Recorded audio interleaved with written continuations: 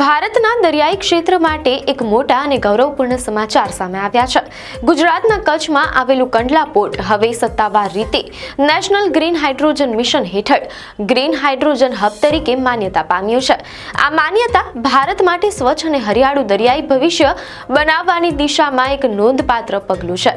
ગુજરાત રાજ્ય હવે net zero ports અને ટકાઉ દરિયાકાંઠાના ભવિષ્ય તરફનું નેતૃત્વ કરી રહ્યું છે। આ સિદ્ધિ પર રાજ્યના ગૃહમંત્રી હર્ષ સંઘવીએ પણ આનંદ વ્યક્ત કર્યો હતો।